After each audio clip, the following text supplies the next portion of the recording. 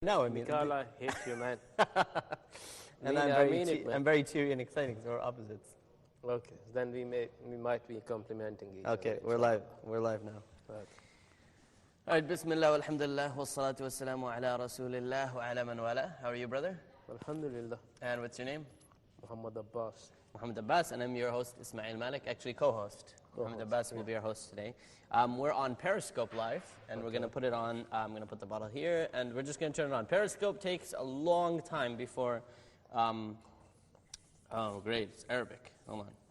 So Periscope takes a long time before you can garner followers. You have to keep it on for an hour, sometimes 2 hours, 3 hours. Keep talking and talking, and then you get followers. That's one way, especially if you have a big beard and are Muslim.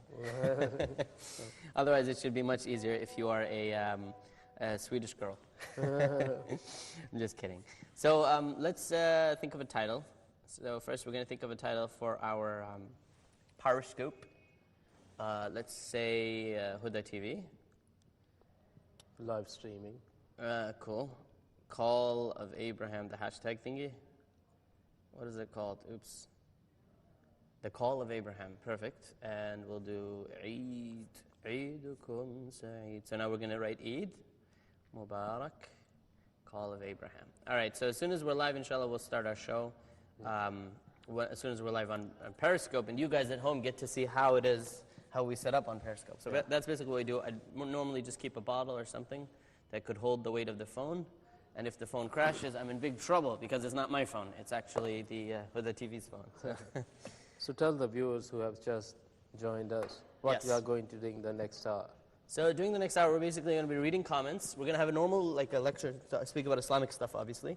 And we'll interrupt it every time we get a comment or we get something interesting. Another thing we're going to be doing is we'll be on reading Facebook comments that were sent to me by the Huda TV team, and we'll respond to those comments. Okay. And we'll shout out to those people. And as for the Islamic topic, we'll get to that soon. Then Ismail, I would suggest change the name of that. Give it a Happy-Go-Lucky hour. Happy-Go-Lucky. Social hour, I don't like it. I know. Happy-Go-Lucky hour. You are free to do what you want to do. Sure. So give it a different name. We could do freelance hour. Well, the naming, that's obviously taken care of later. The point is we just have to do a show. Okay. The show must go on. Okay. So, Bada al-Bath. Yeah, I should have really put this in English. Okay, so right now what do we see? We see a water bottle. So we want to change that. We're going to click, oops, I just ended it, I think. Yep, that's not going to be good. So that's the beauty of Periscope, Hadf. What we're going to do is we're going to create another title. And we will call it Huda TV. And what were we thinking? Oh, the Call of Abraham. So what do you like about the hashtag, the Call of Abraham? Do you think it's a good hashtag? It's a good hashtag. It clearly conveys what we are talking about. Perfect. And in what times we are now and where we are now. Sure. Which is quite portraying name. Definitely. Do you want to move closer so you can be in the Periscope? Pardon? Do you want to move closer? Yeah. Like here? Okay. So we got to move a bit. Yeah, I did. Okay, there you go. Okay. Assalamu alaikum. So we have our first comment from our sister Sarah. Wa alaikum assalam wa rahmatullahi wa barakatuh. And we're going to start by reading comments on Facebook. Yeah. Let's read a few comments on Facebook. How about you can read this one? Let's see. Here you go. Our first comment is from Ehsan Said. Eid Mubarak to the crew of Huda TV, my favorite channel, and Adha Mubarak to all Muslims all over the world. Thank you so much, Ihsan. Thank you so much, Ihsan, and thank you to you for reading the comment. Thank you. Eid Mubarak to you too. A light in every home. Obviously, it's your favorite channel. Yes, absolutely. Because there's a light in. What's your favorite TV channel? Peace TV. This has to be the only TV channel in which you can say your favorite TV channel is another TV channel. Why I said so? Yeah. The motive of both the channels is the same. That's true. They want to convey the message of Allah to everyone. Sure. And the teachings of Muhammad sallallahu alaihi wasallam to everyone. So there is no point of discrimination when it comes to these two channels. Great. So I was recently talking upstairs on the set that we have by the pool, and I was saying, subhanAllah, what is so amazing, mashallah, what's so amazing about Huda TV and about Islamic TV channels in general is that you don't have that capitalistic competition. So if this was any other non-Muslim, or non-Islamic, I should say, non-Islamic TV channel, you would be fired, I'd be fired, the security would have kicked us out of the studio by now. We have been here for the last, I think, more than 10 days. Exactly. The most beautiful thing and the most appealing thing Yeah, has been the discretion which we have been given to us definitely. to talk what we want to talk about. Exactly. So, It's freedom there of is- speech. That's yeah, true freedom free of of speech. speech. Yeah. And so here's the interesting thing, what I wanted to say is that the reason why they would kick other people out in other TV channels, Jazakumullahu khaira, ashkarak. So the reason why they would kick people out is because you're on a TV show, your loyalty, your wala, is to that TV channel in other circumstances. So if you say that your favorite TV channel is another one, apart from the one you're on, they would get very disappointed. Because their loyalty is not to Allah subhanahu wa ta'ala at that as much as mashallah Huda is, in which you be honest, you say what you want, and that's what's so beautiful. And I think this is something amazing, really. Now, Ismail, the difference between this channel and other channels is the commercialism. Exactly. When commercialism creeps in, then you say what people want you to say. Exactly. Here we are conveying the message of Allah. True. So we must be very candid to ourselves and to the viewers as well. That's beautiful. That's beautiful. One of our brothers said we perfectly complement each other. What do you think? But I hate Mikael. Wa alaikum assalam. Wa alaikum assalam. Okay, we have to move apart apparently. That's what my director is saying. So, okay, it's fine. We'll just not that far. You can sit. Just move a little back. That's all. That's all. Make it clear, man. He's saying the microphone. I'm sorry. Make it clear. I will next time. I'm sorry, No. guys. I think. Yeah. Okay, that's good. Okay, so what we're going to do now is so we read thanks to Hassan Saeed, he read a beautiful comment. Let's read another comment on Huda TV. Alhamdulillah, thank you Huda TV. May Allah rewards you, may Allah rewards for all your efforts. MashaAllah, Huda TV brought nur in my heart. Very good, MashaAllah. It's Moody, MashaAllah. Thanks, Moody. We have another comment by Tajuddin Adishina Ibrahim, MashaAllah. Nur Allah Nur, Huda TV, Jazakallahu Hayran. To me, no comment befits Huda TV more than this. Huda inspires me more than any other site on Facebook. Inshallah, Huda TV will continue to go from strength to strength. Inshallah. Interesting. These are all great comments. Obviously, instead of focusing on the grammar or the punctuation, we have to realize that these are people who mashallah, are very excited about Huda TV. And they legitimately want to express their emotion, express their excitement, so that's why they're writing. And they're from different countries in the world. What's interesting is when we speak their languages, we're going to speak terrible. That's for sure. So there's no reason to be nitpicking or carping when it comes to criticizing other people for writing terribly or Forget about it. Language is the secondary thing here. Exactly. The primary thing is the message which we are conveying. Exactly. And the message is so and beautiful. the most encouraging thing is messaging is passing by. These comments show people are very much interested Exactly. in what we are doing. So I got a very beautiful message from Sunnah al-Nahar Abdul Munim. He or she writes, Eid Mubarak to our light in every home. Nice. Another message, Eid Mubarak from Shaheen Kashmir, from Avan Duski, from Muhammad Khalid. Eid Mubarak to all staff to Ask Huda TV. So that's great. Mashallah, speaking of Ask Huda TV, we recently had Sheikh Salah. How was that to see him live? He was quite, the only word, convincing. Convincing, I would say. He talks in a very, very easily comprehensible manner. Definitely. And that is why he is loved by all. Definitely. I believe. That's beautiful. That's beautiful. So I wanted to briefly touch base on the fact that he's famous. He's famous. These people are not concerned with the fame. Definitely. They are passing on the message. When they start pondering about the fame and things like that, then they'll get lost. They'll get lost. That's true. So that's true. Who is following the path of Allah? They damn care about these things. That's true. That is true. So they don't care about fame, but they are famous. So when you sit with them and when you talk to them, are they like, you're not famous enough for me, or I need a bodyguard, why is this random guy talking to me? Or are they smiling and very receptive to you? Down to earth. Down to earth. Down to earth. That's amazing. And you cannot single out any one of these guys. You talk to all of them. That's true. And you cannot discriminate. Who's That's true. talking? They are so down to earth. Very that down is to why Allah is rewarding them. Yes, that's true. Uh, So recently in the show that was before this one, we mentioned, the Sheikh, Dr. Naji mentioned that it's actually a hadith that whoever humbles himself, Allah subhanahu wa ta'ala raises him in status. Yes, submissive approach is a way to success. Exactly. This is quite apparent in all the teachings of Muhammad sallallahu alaihi wasallam, and this is what Quran says. Exactly. Those who put yourself on the path of arrogance Yeah. are going to lose somewhere, Definitely. and are going to lose their own identity as well. For sure, for sure.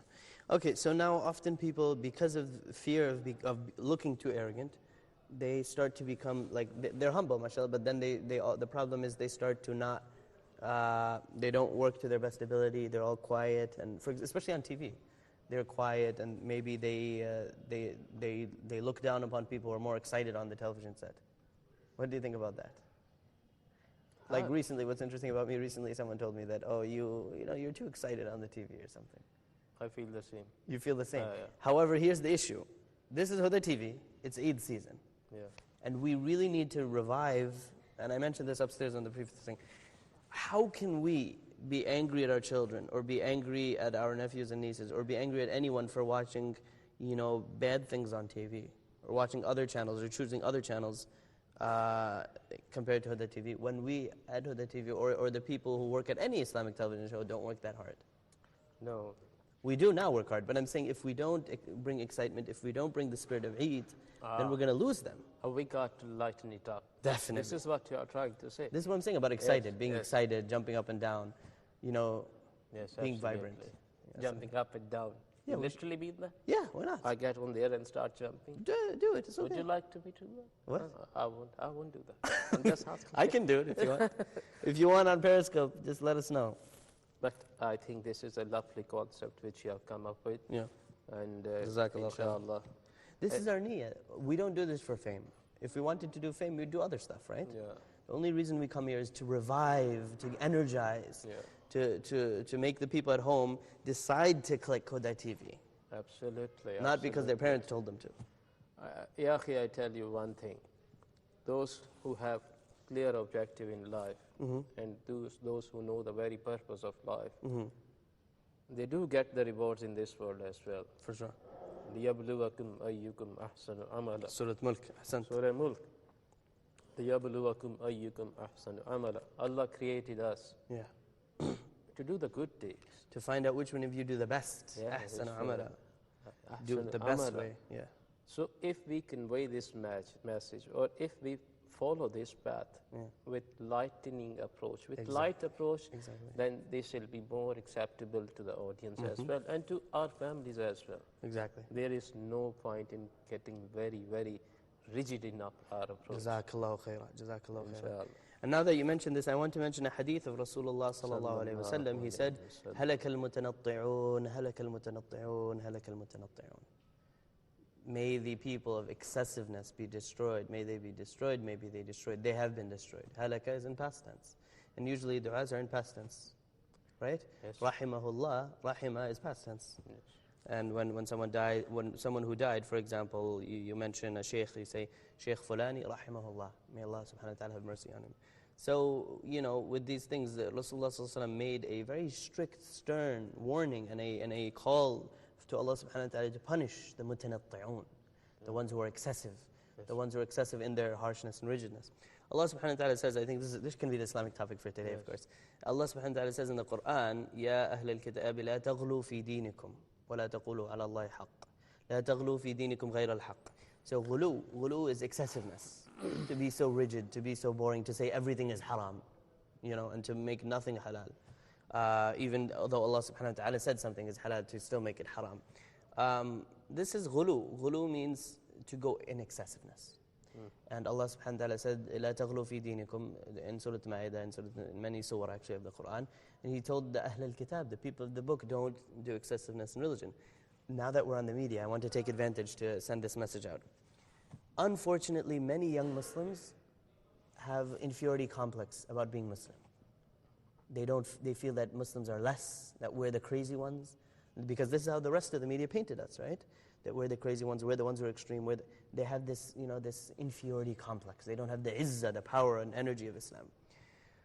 For those young people, my message is this, is that we're living in a day and age when the spotlight, the lights, are all on the Muslimin.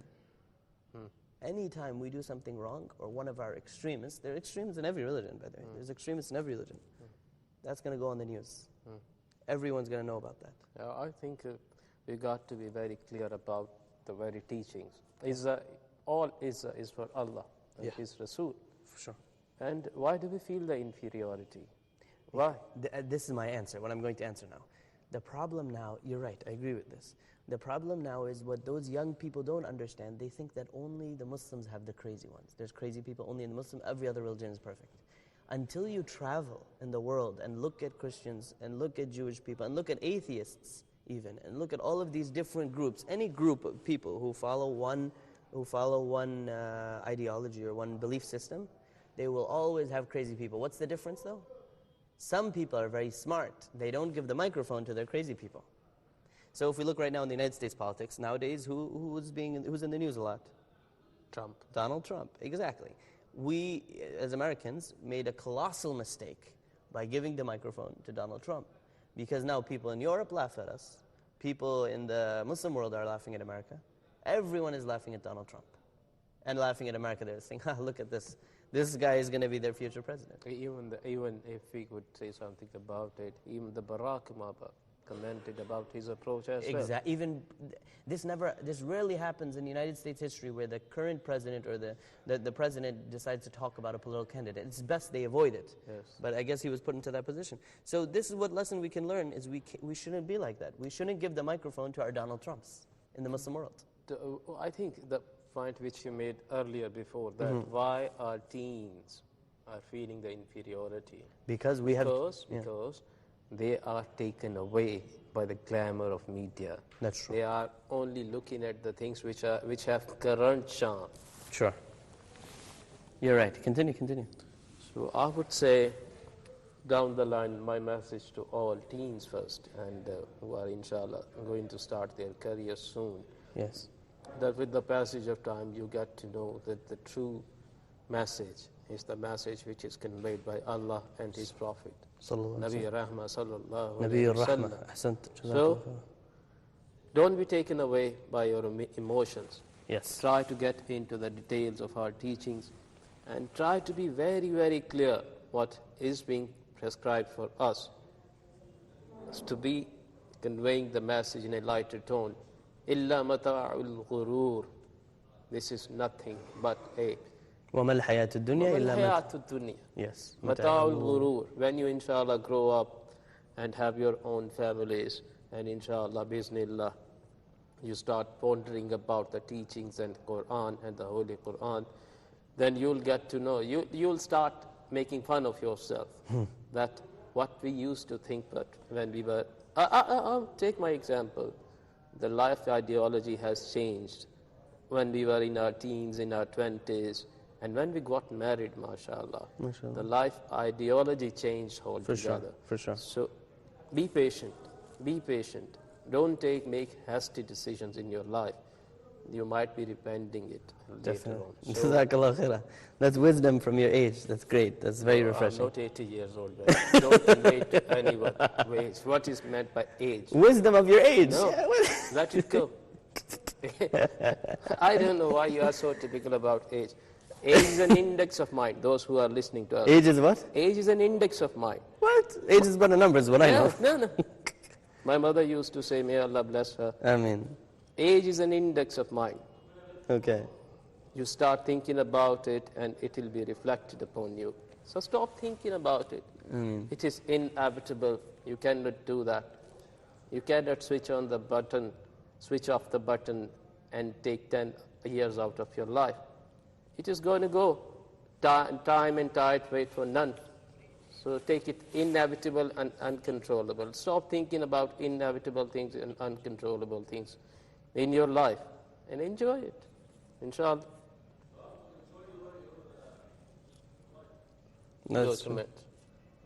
So don't talk about this aspect. Anyway, no, I'm telling you, seriously. Okay. Wisdom is nothing about age, man. Sure. You're right. I agree with you. No, I agree with MashaAllah, you. you are a very wise man. Not at all. I find you.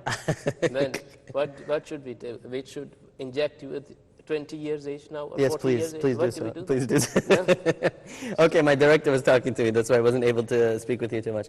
But basically, we want you to send a message to your family for Eid right now, if you can. Your family's watching. Ah, my family is watching. My message is very clear, and this is what I keep on reminding them. I am reiterating them again and again For and Eid. again. For Eid. Eid is a time of joy. Have fun, stop worrying, and tawakkal Allah.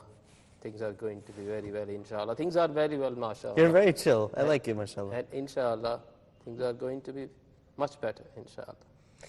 And inshallah, my message to my family on Yawm Eid is that فَبِذَلِكَ فَلْيَفْرَحُوا هُوَ خَيْرٌ مِمَّا يَجْمَعُونَ. We have the Quran, we have to enjoy that, the fact that we have the Islamic civilization, which is hadara, which is filled with art and beauty and success. And you know, we succeeded. We as Muslims have succeeded in the world, and we will continue to succeed, inshallah, through the tough times and through the easy times. Inshallah, Allah subhanahu wa ta'ala always wrote success for a true mu'mineen. We have to work hard, inshallah, and obviously, happy Eid.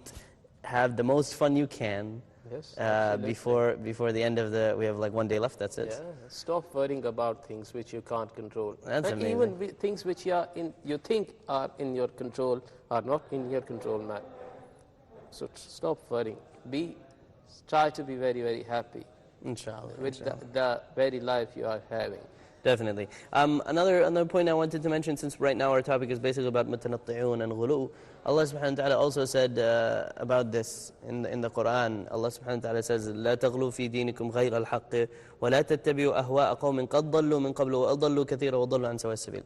So, and don't follow the desires of a nation who has been misguided before, and they misguide a lot, and they continue to misguide. Allah subhanahu wa ta'ala said about this. So another problem, when we were talking about the young teenagers, or the young people who are confused when they see that, you know, that there's or they look around in the Muslim Ummah and they can't find the art that used to be there before, and they can't find the beauty, and they can't find the open-mindedness that used to be in the Muslim Ummah before. We were the ones who were the open-minded ones. We were the ones who were powerful and, you know, intellectual.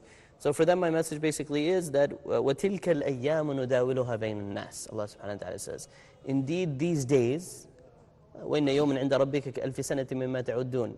1 day in the sight of your Lord is like 1,000 years in your years, human years. So Allah subhanahu wa ta'ala says, وَتِلْكَ الْأَيَّامُ نُدَاوِلُهَا بَيْنَ النَّاسِ. And these days, I mean these which are insignificant, right? Days, meaning for us it might be years, for us it might be a long time, but for Allah subhanahu wa ta'ala, these days, and وَتِلْكَ الْأَيَّامُ نُدَاوِلُهَا بَيْنَ النَّاسِ. One time it's with you, one time it's against you. One day you are the superpower, the next day you're the loser. But through your success and through your defeat, there's one common thing that keeps you from becoming depressed or keeps you from becoming crazy. لِكَيْ لَا تَأْسَوْا عَلَى مَا فَاتَكُمْ وَلَا تَفْرَحُوا بِمَا آتَاكُمْ.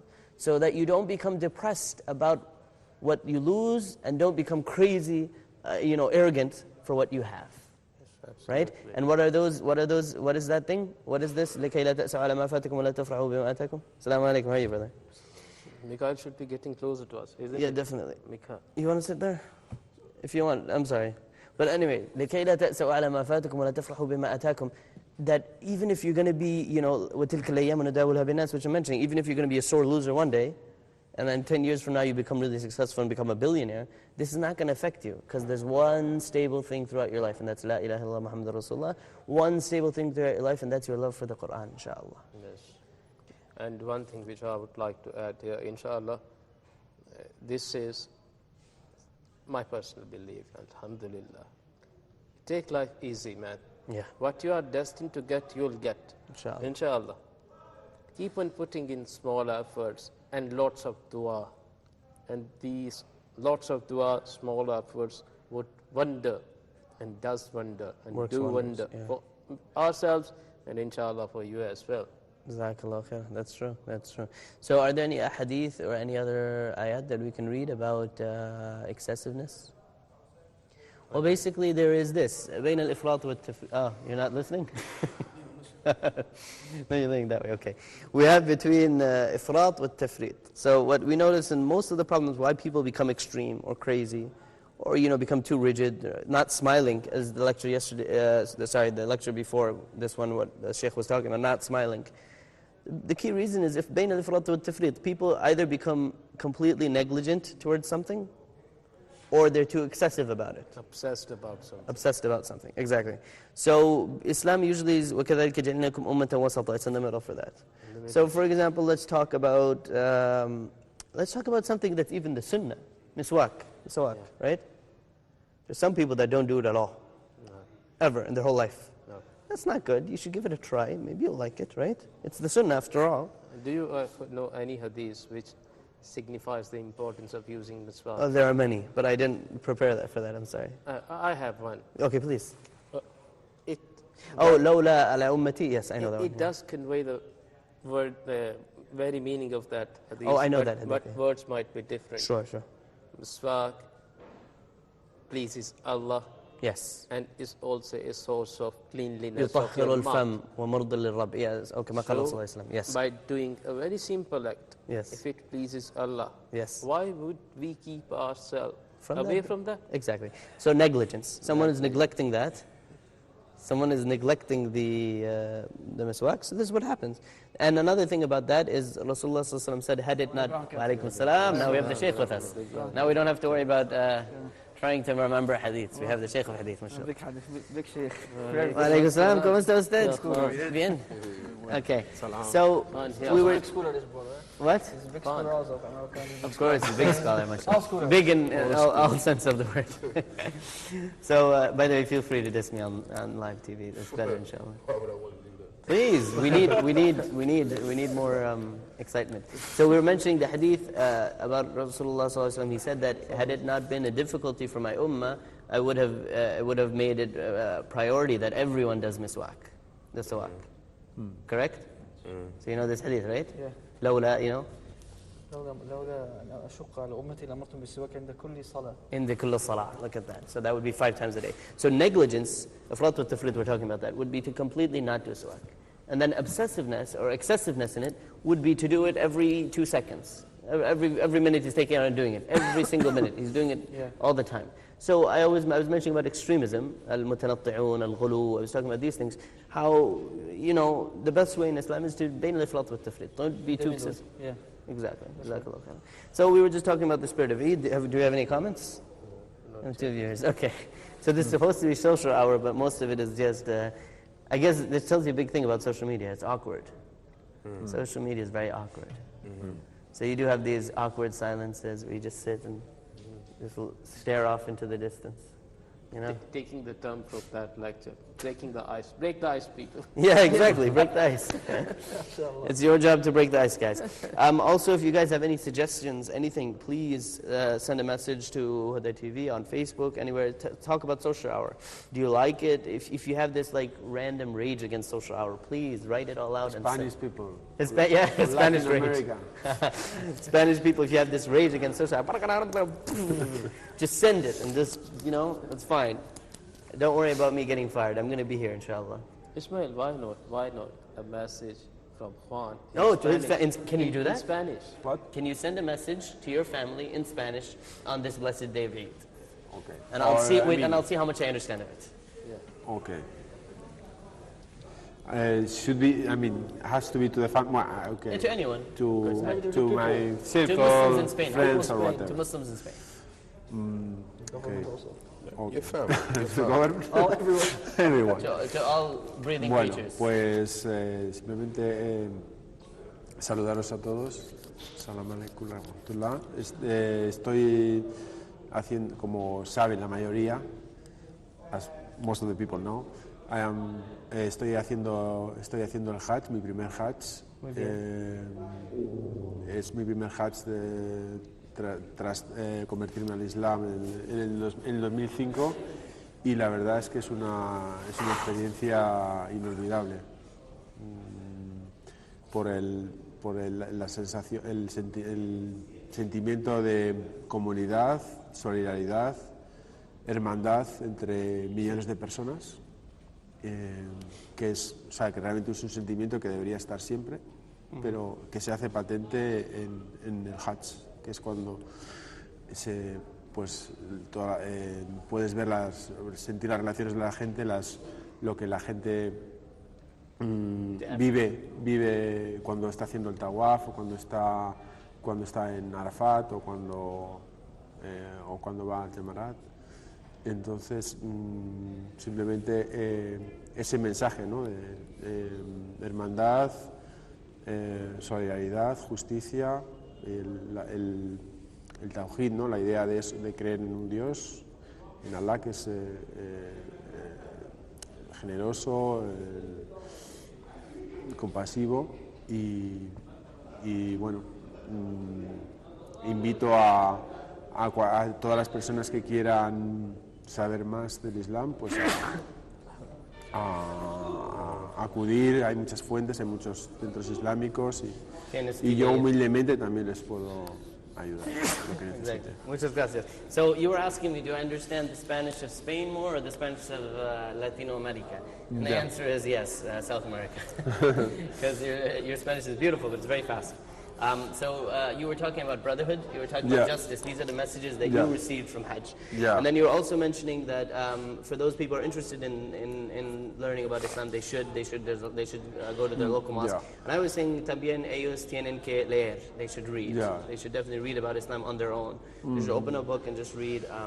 Online there's a lot of material. To be guided which lectures could be more which lectures? convenient. Can I give a recommendation for those who speak Spanish? There's Sheikh Isa Garcia from South America, very great Sheikh Isa Garcia. He speaks Spanish. Yeah, he speaks Spanish. You can find many books translated to Spanish. Actually. Yeah, I think so, most likely. Because all his posts on Facebook are in Spanish. So. From Islam House, for example, there are so many Islam books House, translated to Spanish. The problem with books is that we could interpret it in our own way. No, I mean for the beginning, for someone Yeah, who's with not the yet basics. Muslim, The basics. the thing is, you need that. And also what I'm saying is basically once you have al-asl, you have the qaida, you have the base or something to work on, and it's strong in the usul of what Islam is after you've converted. And you've built it and you've become very strong and knowledgeable, then you can read anything. You know, already in the Muslim world, already in America, Muslims read in high school, they have to read so many different books that are very contrary to Islam, that subliminally sneak in a lot of evil messages. Muslims in Europe, when they go to school, they have to read books that go completely contrary to Islam. But at the home, the mom and the dad teach the children Islam in such a brilliant and great way, mashallah, that when they reach the level of high school, they don't get confused, inshallah. Why are you laughing? Well, that's a good question, man. Uh-oh. If I will say it, maybe they'll fire me. No, go ahead. Go ahead. I'm not. You can say it. Maybe to fire this guy. This guy. One of the brothers was walking. Yeah. Or the people was working in the how you said it? Studio. He was making a funny appearance, man. That's why I left. Oh, okay. There is it. That's funny. Okay, yeah. That's funny. He was trying to lighten it up. It's a lighter. Oh, he wants us to lighten up. Okay, yeah, that's good. Yeah, that's Lighten up. One thing I would like to comment. He went like this. Awesome. I'm afraid they will be fired now. So it's okay. They might. No. You might get away with it. It's okay. We're all chill here in the studio anyway. So. Yeah. What were you going to say? Yeah, about I was performing in Tawaf yesterday, and it was crowded. I think probably was one of the most crowded days for Tawaf and Sa'i. And you could see, for example, during Sa'i, you could see people from many countries, like Asian countries, and there was one old guy. He couldn't keep his back straight. He was like this. He couldn't see straight. And the people were. He was managing to. I don't know how to perform. The side, and the people were like holding his shoulder and trying to help him. It was amazing. That's devotion. amazing. This is dedication. touching, really. That's dedication. I also saw a woman, subhanAllah, when the brother was speaking about this man with his back, may Allah give us health until the last moment we are living in this world. The biggest important thing is the health in the heart. So I saw the woman, I think she was an Egyptian woman. I'm not telling this because I'm Egyptian from but she was Egyptian woman, subhanAllah, and she was walking, very slowly, and she was heavy, mashallah. And the Sa'i was, you could see in Hajj, mashallah, and also in Ramadan, you see, mashallah, people make sacrifices, mashallah. And subhanAllah, much sacrifices, in time, in money, in the health, everything. It's very cool that we could do all this stuff on the television. Live television, man. No, I mean that TV. And how people cry when they leave when they finish tawaf and they leave. No? Probably they are leaving they are not coming back. Yes. Or It's emotional. It's hard. I've seen them. Yeah. And we notice there are a lot of older people because they save their money. They save up for years and years and years. They save up, and then finally they have enough money only when they're old. And then they come from all corners of the world. That's terrible. The other day, society of the Muslims, it's a bit. Well, remember what we were discussing earlier with the businessman, Dr. Rajhi? Were you with us? Wasn't. Oh my God, were you here? No. Yeah, I wasn't. I was watching it. Slipped Oh, away. you were the watching room, it, in and the you were living here. You So I was the watch only one. TV. Allah. Okay. So Dr. Rajhi, he was presented a plan. The Hajj groups are probably going to try to beat him up now. The Hajj groups, the Hajj groups that get money based on, Hajjaj. More money. But it's okay. So that's, they're looking for Fadl Allah. That's their job.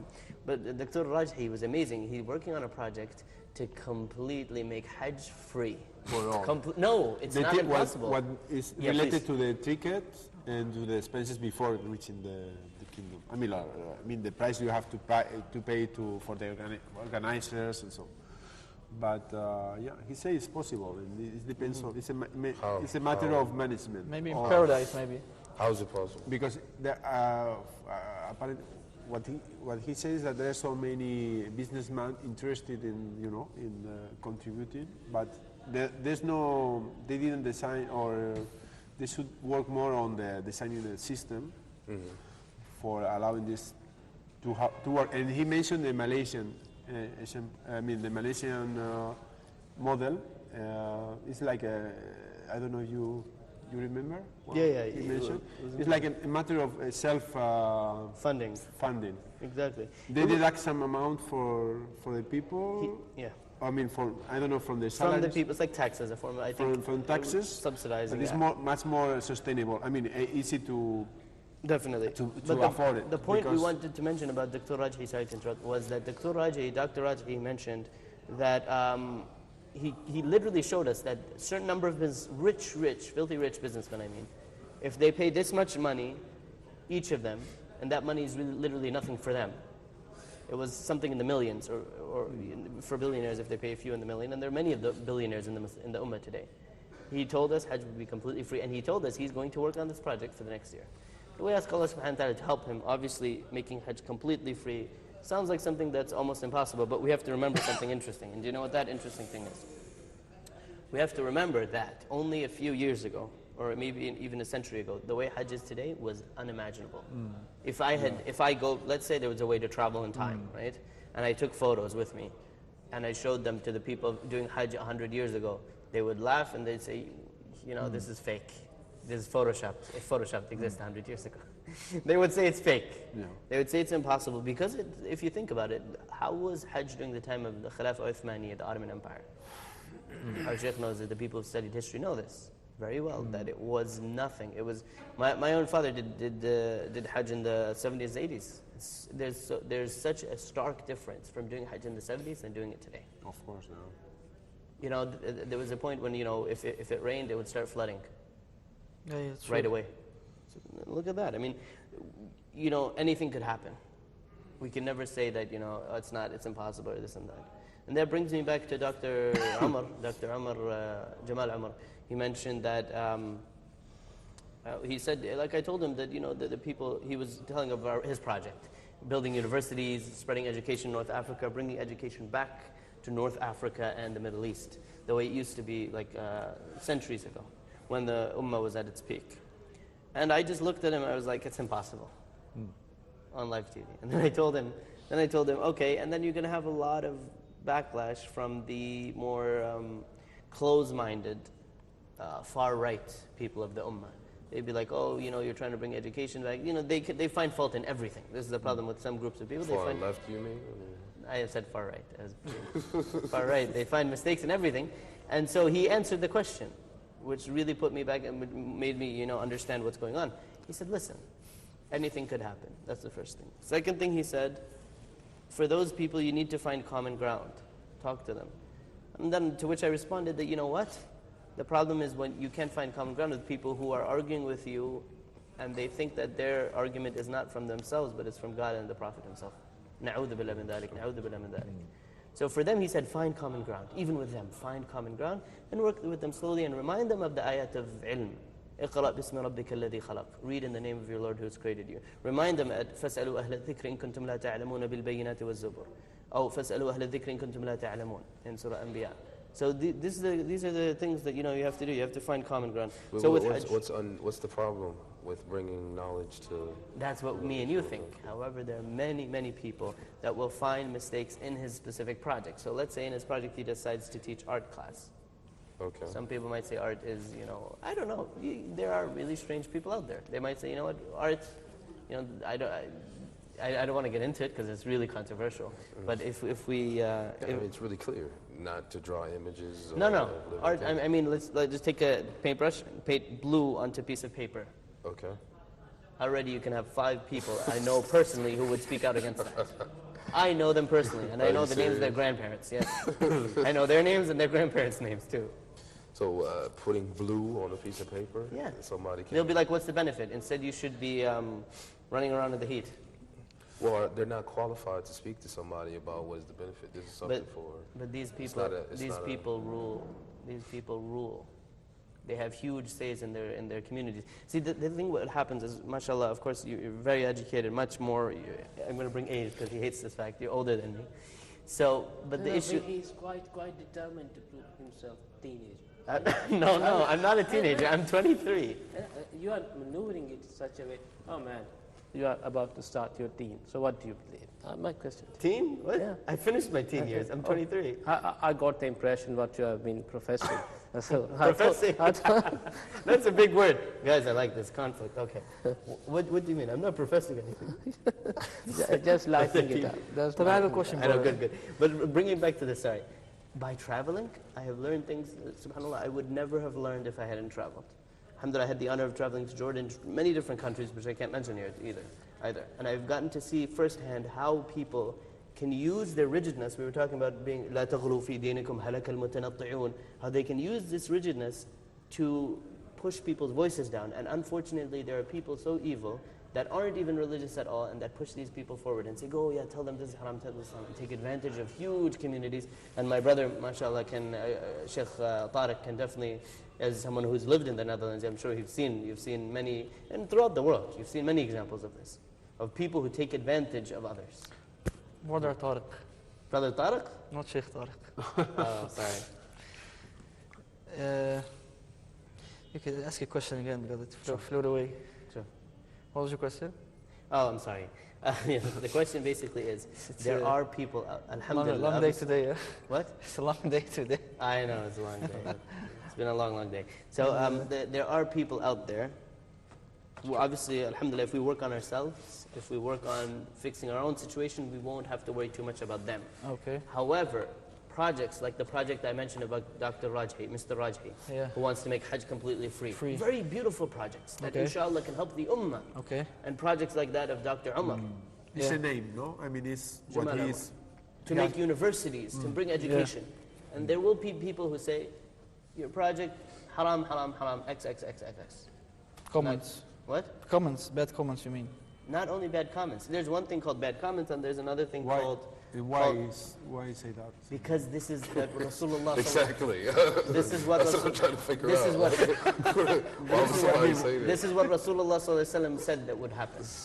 هلك المتنطعون هلك المتنطعون He لا knows تغلوا في there's دينكم. some people extremely, that's what he's trying to say. Some people are But those extremely. people they're not to be taken serious. Hey, That they're is, not. but brother, I won't say Sheikh, brother Tariq, we can remind ourselves that some of those people It's okay. Like I said, we work on ourselves and inshallah we'll be able to pass any difficulty.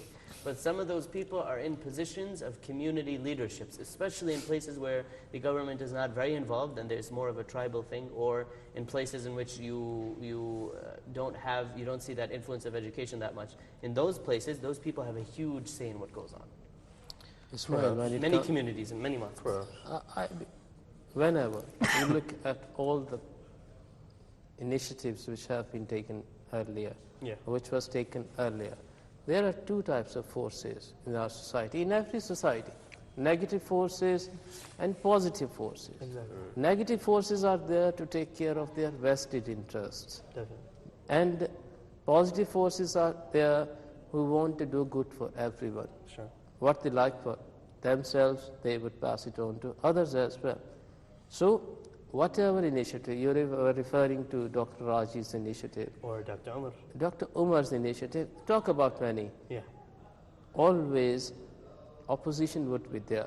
Yes. I don't know on what contention, That's true. but those who take the initiatives, they are not deterred by this opposition. Right. Or this Right. is, That's true. this most of the time, these people are very positive-minded people.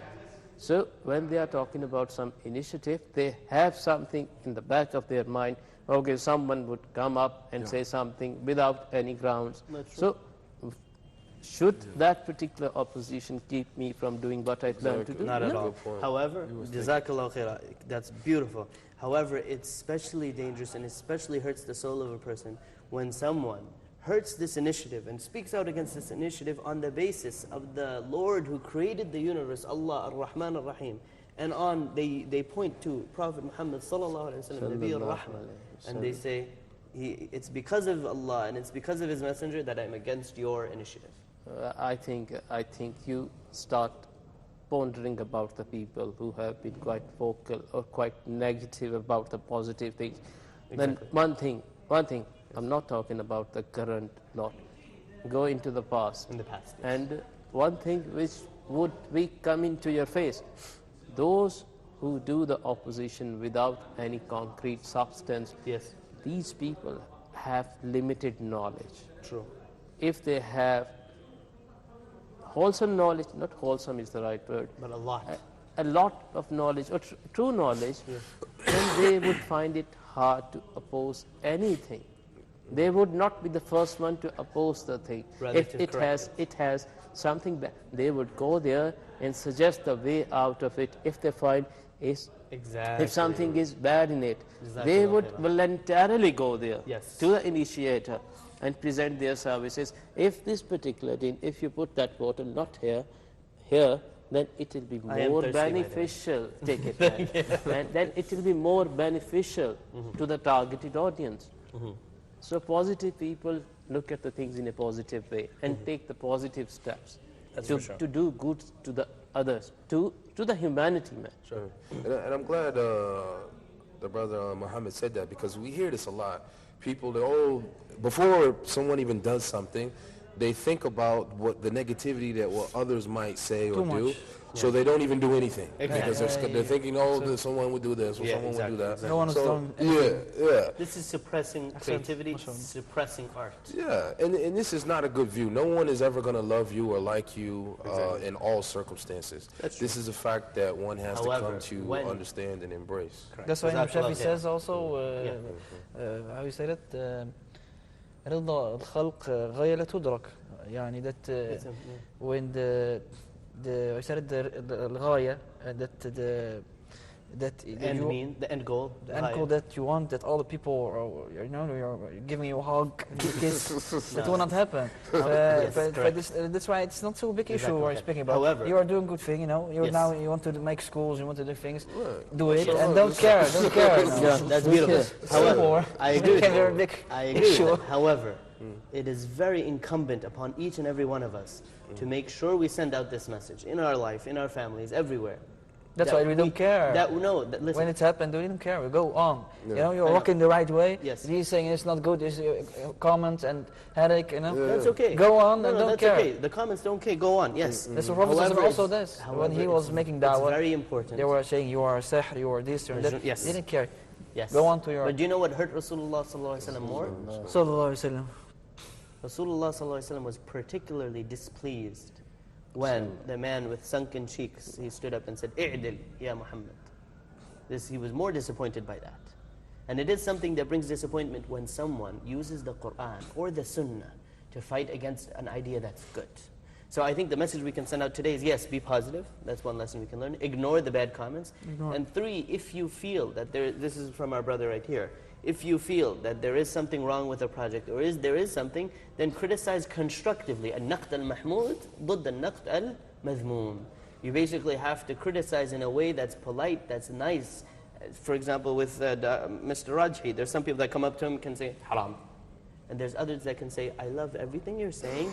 There are these points that you can work on. These points I think are against the Sharia. Let's consult some mashayikh. Let's consult some ulama. And you were talking about education, right? You were talking about there are people who are not knowledgeable and people who are knowledgeable. There are some people who are very knowledgeable, but they haven't learned one basic thing, and this is about qulub, that I think we should leave the mic for you, inshallah, and that you can talk about qulub. The one thing about them is they haven't learned naqd al-mahmud versus naqd al-madhmoom. So that's basically criticizing constructively and criticizing in a very ugly fashion. They don't know that, number one. Number two, the qalb is not in the right place. So one person, let's give an example. Mr. Rajhi, maybe there's another man who gets jealous that Mr. Rajhi is doing this project. What he will do is he'll say, no, this is not a good project. You know, the Quran says this, Rasulullah says this, just so he can put his own project forward.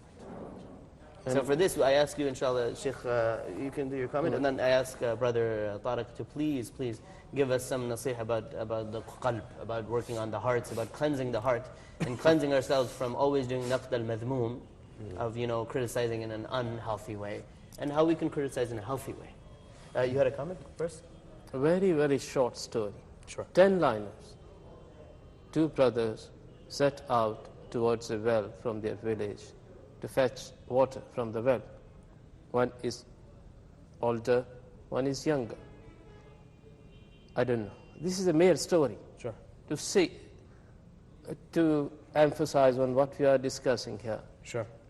When they got back, the younger one told the villager that older one fell into the well, and I'm the one who pulled him up with the rope. Yes. When they got back, everyone said, he's got mad. How could he do that? Yeah. He's much feeble, much weaker, Yeah. he's much healthier. Yeah. How could he The pull younger him one, up? The younger one pulled the older Pull him one. up. Exactly. Everyone was opposing what he was saying. One man stood up, said, I agree with this one. Sure. A cappuccino, please. Milkshake. No. Got a milkshake. Cardamom tea? Cardamom. Cardamom tea? اثنين cardamom. واحد cardamom. 2. One No, he doesn't know cardamom. Can you- chocolate. No cardamom? Cardamom. Hot choco, cappuccino, 2. Folk. Hot We're ordering coffee, Hot guys, right cocoa. now. For those on Periscope Pros. cocoa, folk. Cardamom tea. Okay, 2 cardamom tea. two cappuccino. Again? Paper and pen. 2. Stuff. All right. 2 cardamom tea. Chai. 2 tea Yeah. and 1 cappuccino. Yeah. And what else? One chocolate thing. Chocolate. Hot choco. Hot chocolate. Thank Thank you. you. Jazakallah khair. Jazakallah alf. So when they got back to their village, no one was Look at willing to this. believe them. Guys, the story, please. Sorry. I think this would emphasize. No one was willing to believe them. How could you do that, man? Everyone was opposing to what he was telling and categorizing him as a liar. One man stood up and said, I believe him what he's saying. Yes. We put him the question, you were not there, how do you say that? Yes. He says, no one was there to say him that you can't do it. Wow. No one was there to oppose him, his ambition to pull his... No one suppressed his excitement and his hard No work. one decreased his passion there. So he moved on with the passion and pulled him up. MashaAllah. I have to go. The director's calling me. Please continue your story. I loved it. So All right. don't be deterred by the negativity. Right. I see this all the time. People talking. I can't, people might think this, people might think that, and I really hate to hear that. You know, if you have something good you want to do, go for it. Go for you know, it, yeah. Surround yourself with loved ones who can inspire you, who can encourage you, who don't belittle your dreams, don't belittle your ambitions. Don't go around telling your ambitions and your dreams to any and everybody, because a lot of people, their job is just to steal other people's ambitions, other people's dreams, to pull you down because they're down, and things like that. So be strong and be courageous about what it is that you want to do. The weakness has no place. In the religion of Islam, it's about being strong.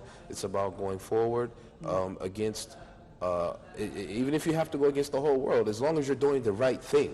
That's what it's about, having principle and courage and ambition to stand up for the right thing. Yes. Rather the people agree with you or they don't. Absolutely. And above all, you got to have the determination Exactly. to live up to your dreams. Take an example of Steve Jobs. Steve Jobs went to Apple to get a job there. I don't know about Apple. To Apple or to Mac? Macintosh, I yeah, was. Macintosh. Macintosh. Yeah. When he got there, he was refused a job. Wow. When he got out of it, Steve Jobs, I have heard, I learned, I read the whole story. He went to the Macintosh. Later on, he tied up with that guy to be a partner in Apple.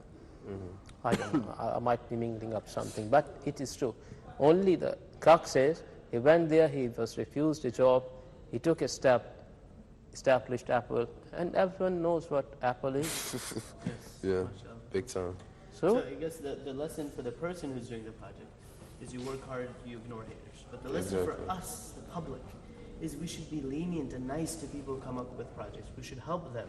And if we see something that they're doing is slightly against the Sharia or against this, we should consult our ulama and not be quick, like you said, to take decisions and be like, oh, we're going to, try to end this project on our own.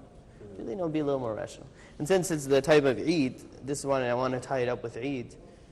For families, they can have fun. They can enjoy themselves. They shouldn't have this worry about, people that are going to criticize them saying, oh, why are you having fun? Fun is haram, apparently. I've heard this, by the way. It's not fake. Fun is haram. Fun is haram, yes. Well, it's Face. not. Well, you're saying it's not haram. I'm not saying it's not haram, but there are thousands and thousands of people who might get confused. And there are people who believe What are you this. talking about, dude? I have met them. Fun is haram. That's the thing, Those- travel. These are irrelevant figures. People who are in that realm. The they- problem in a is cave, maybe. the That's problem okay. is we give them the microphone sometimes. But you don't have to give them an ear. So what if they have a microphone? You don't have to listen to them. But this is something, inshallah, that we plan to fix. We plan to work hard, inshallah, and we plan to Fix spread the it. message that Islam is fun. Islam allows these things within the Sharia. If you don't give them an area, fix the problem. No. Very easy.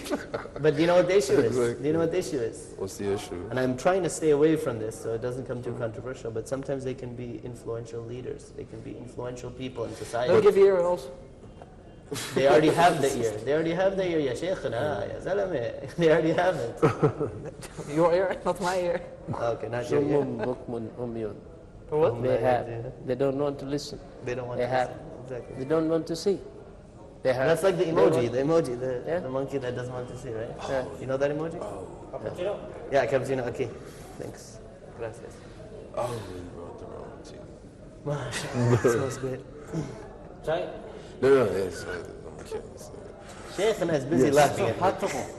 For him. This is for You him. are tired. For him. For him. Or so them No, no, anything. yeah, okay, yeah. But see, Shaykhana, it is a real problem. Sure. It does need to be addressed. That's Yeah, right. thank you. Well, And you know Here, the best here. ummah? I respect you very much, but I'm thinking we're making it a big issue. It's a small issue. Jazakallah khair. I will tell you this, ya Shaykh. The Please, thank you. Al-akhd bil-mas'uliyya, taking responsibility. A nation that criticizes itself, that's the nation that succeeds. Allah subhanahu wa ta'ala says in Surah Al-Ra'd, إِنَّ اللَّهَ لَا يُغَيِّرُ مَا بِقَوْمٍ حَتَّى يُغَيِّرُوا مَا بِأَنفُسِهِمْ. If we want change in Palestine, if we want change in Syria, we have to criticize ourselves. We have to do naqd al-nafs. We have to be able to say this is a real problem in the ummah and we need to fix it. If we fix ourselves, we'll Yeah. probably in the end Exactly. fix the ummah also. Exactly. We were talking about something, Brother Tariq. A few days back, Yeah. I got a video around, a very lengthy video, more than close to an hour.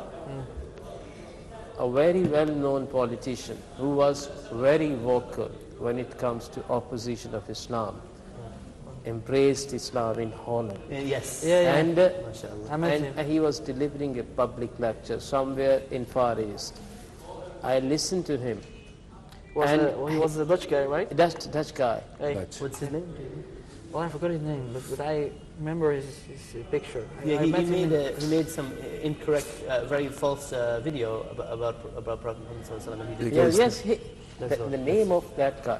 He was the producer of that That film. movie. Yeah, and I met him, alhamdulillah. No, he became Muslim. I think that's what he's Muslim. saying. Listen to his whole. No, what he's saying. he this- became Muslim and A different movie. Maybe you don't know about it. So. Not Fitna. fitna. This is fitna. Dutch. We don't have to But say this the is title. that of the movie. he is Dutch. It's Dutch. Not German. Dutch. Yeah, Yeah, Dutch, he's Dutch as well too. Holland. You're Dutch, right? From Holland. he was a Dutch guy, Okay. and this, Without mentioning the name of the movie. no, Thank you. Thank you. this Yeah. those who are still in oblivion and don't know what to look for Yes. towards the right path. Listen to that guy. What he was up to in his day of stray and what he is professing now. Allahu Akbar. You can see the transition from there till the very end. It's around 47 minutes video. MashaAllah. And it clearly gives a comparative statement between the believers and non-believers. Yes. These are not movies which are, these are not stories, cooked up stories. No. Life stories. People who have been very vociferous, very, very vocal. And now, what they are up to. Khalid bin Walid radiallahu anhu. Abu Sufyan radiallahu anhu. Hazrat Umar radiallahu ta'ala. Umar radiallahu anhu, yes. Sayyidina Umar radiallahu ta'ala. Yes. We have, but why we are giving example of the contemporary figures? Because our youth is very, very attractive to the current media hub. Yes. So if they want to have contemporary examples We to have that follow, as well. then these are things there. Yes. And if you happen to be a visionary guy, true believer, inshallah, then we have stories of Sayyidina Umar radiallahu ta'ala anhu. Yes. So you have both eras, both true stories in two eras, 1400 years ago and in the contemporary times. Yeah. You can refer to them always. Absolutely. So it's up to you. Jazakumullah. Yeah. Any comments, Juan? Yeah. ¿Tienes comentario? Yes, I think. He said 2 minutes? Or? I think it's very important. In the previous program, we were mentioning about the approach, how to approach the people to speak about Islam, to spread the principles of Islam, and the things we have to take care about. And I think it's really important, no? Because when there are so many organizations and Muslims individually that are trying to spread it, and as it was mentioned also, with actions, no? Because sometimes actions speak more than Speak louder than words. And but the thing is, maybe let's say 500,000 actions can be not deleted, but can be shadowed by 2 or 3 statements,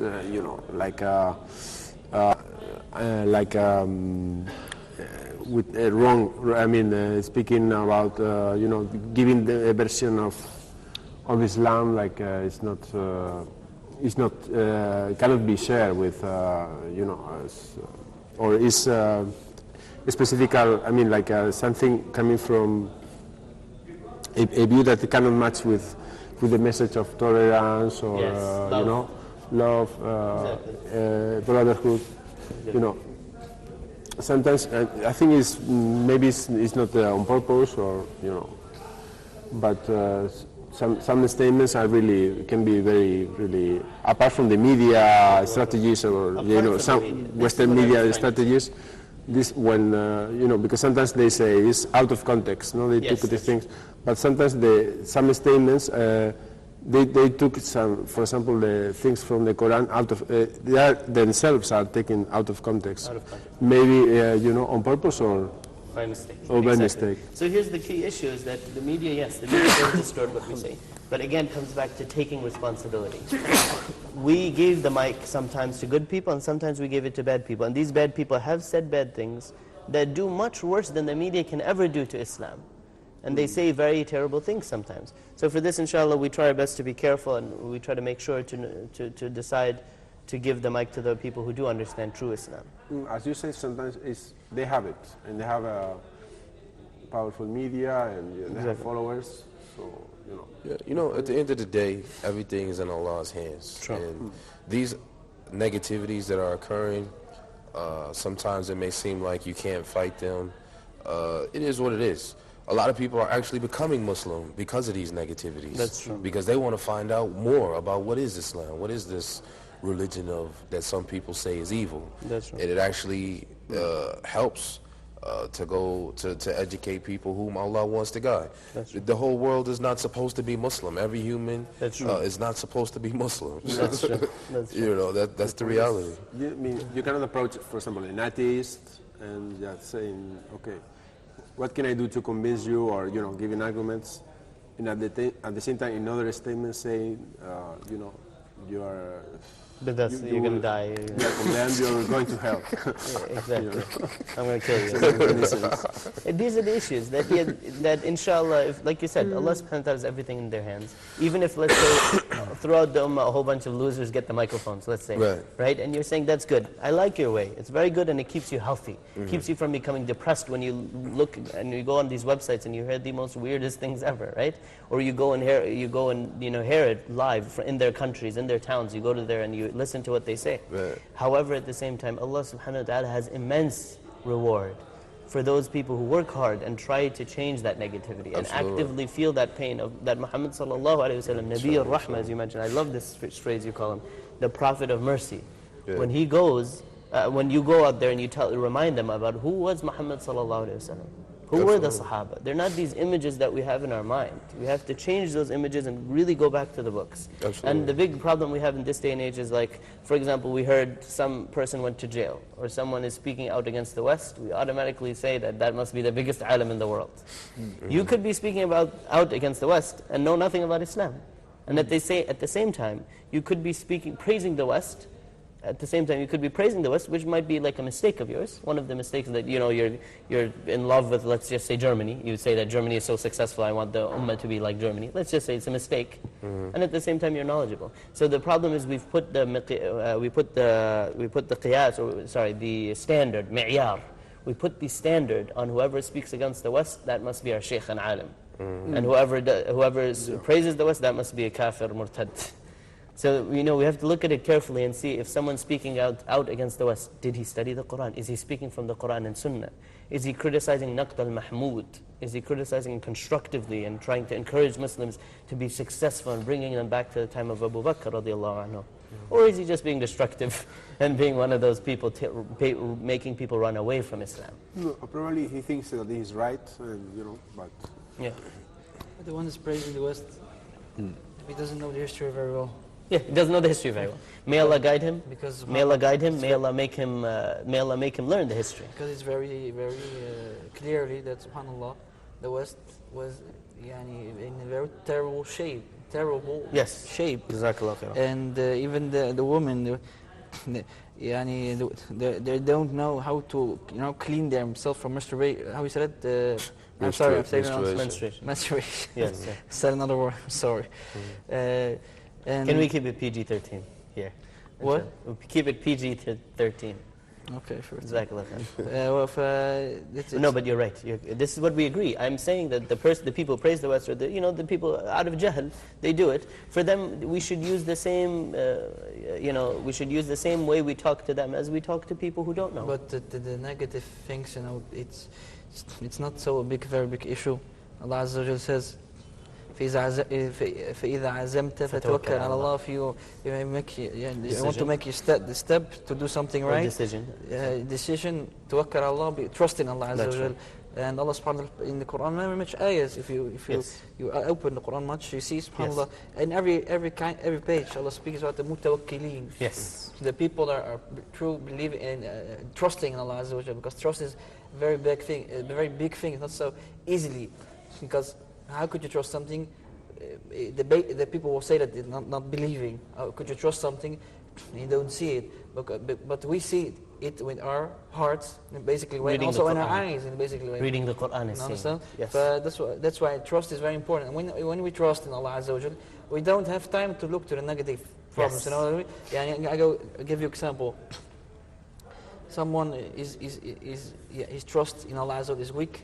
He will not succeed very much in his life. It's true. And when someone has trust in Allah Azza wa Jal is stronger, and he will not succeed. I give you examples. There was a brother in the. I think I've already given this example 2 days ago, but no problem.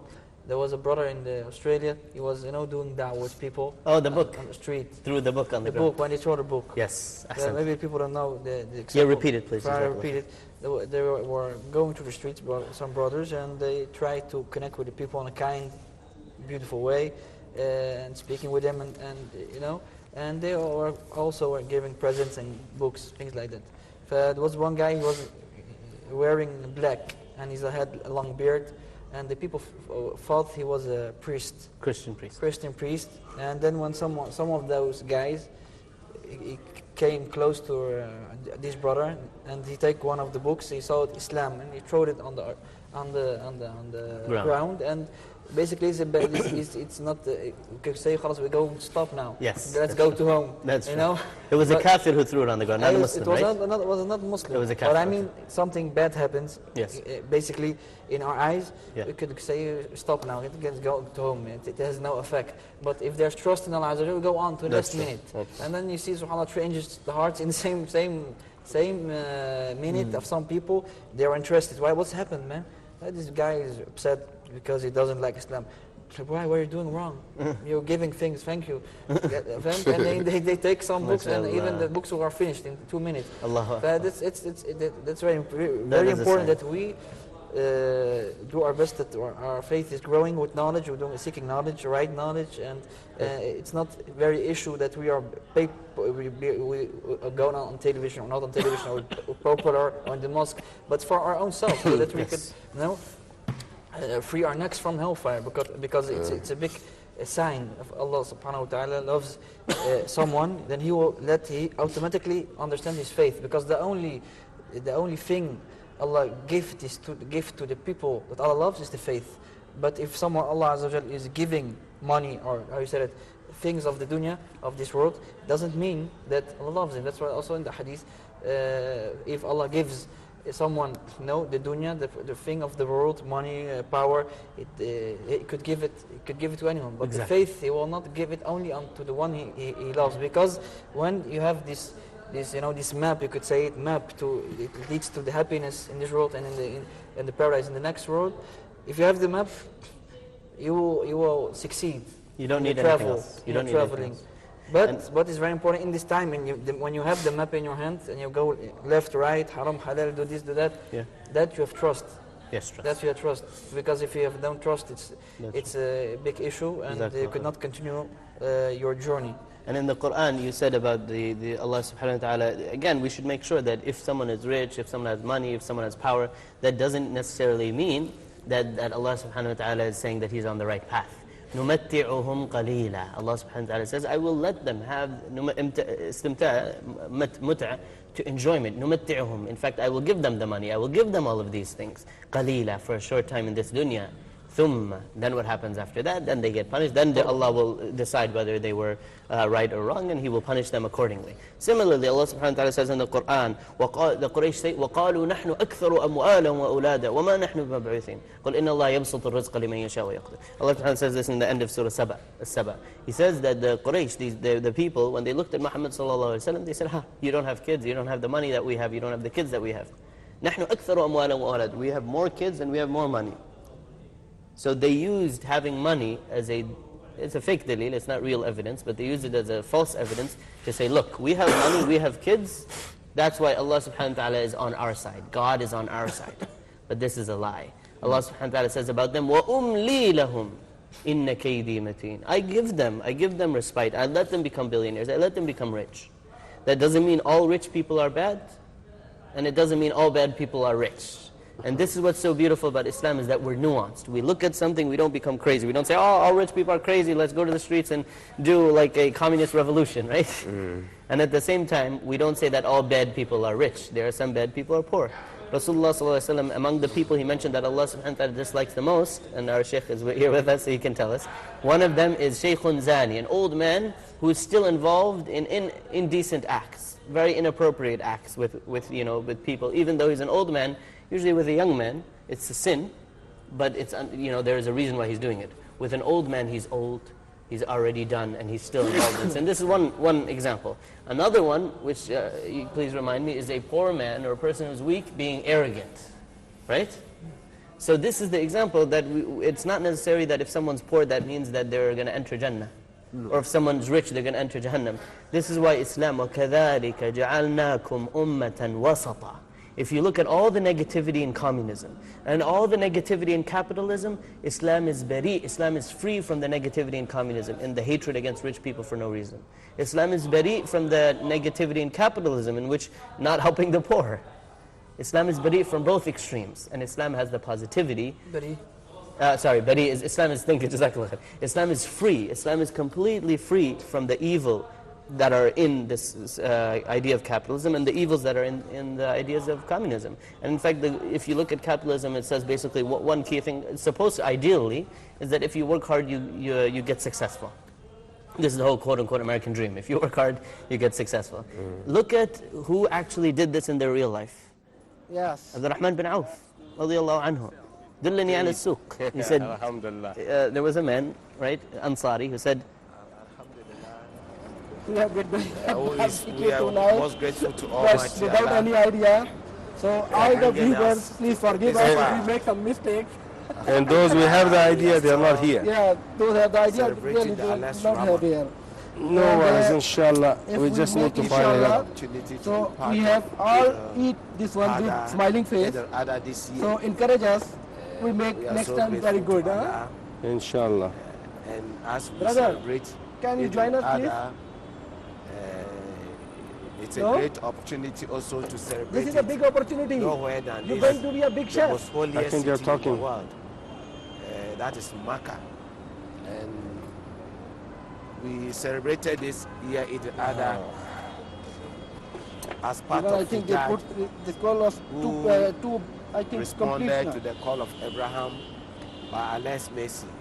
That is performing Hajj and at the same time celebrating the Eid al-Adha. We are so grateful to Almighty Allah, and we pray that may Allah accept our Hajj. May He grant us success in this world But even when this one warm and up, the hereafter. this is going to be As see like this we one. Huh? have the opportunity to Should be like celebrate that. this Eid al-Adha in the holiest city, that is No, Makkah, you need to reduce them. It's too much. Yeah, It's way yes, too I try much. to we reduce. would like to Keep on use this reducing as much. Muhammad, كيف حالك؟ We should only have half of this in here, yes. wish Yes, Mudir. our family members, brothers and sisters What do you want? in other parts You of want the to world, swim? ممكن. Eid al-Adha or the 8 wishes. I would like to use this opportunity to wish my wife, say my wife, because alhamdulillah, Allah has granted me His mercy and I have two wives. They have been very, very, very supportive of my dawah activities. It's okay.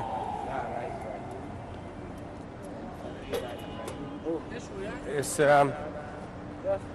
Muhammad, can you take care of him? Talk to them, talk to them. أنا ما في معلوم. Back in Ghana, my teachers in my school, that is The season security camera, huh? Ghana, Ashiyama, So, the what is teachers, the thing? The Muslims and the non-Muslims, and also my students who are in my school. Wish them Eid Mubarak. We are not know about that. This thing. is forbidden. It is my prayer that I know, but Allah will you shower His just blessing start with this us, guy. and inshallah, It's come okay, next it's okay. year, Yeah, please. Allah will make it possible for those whom Allah loves to also perform Hajj. My special wishes also go to my accountant, Madam Hanifa Husseini, and the husband. So not forgetting Alhaji Hamidu Hussein.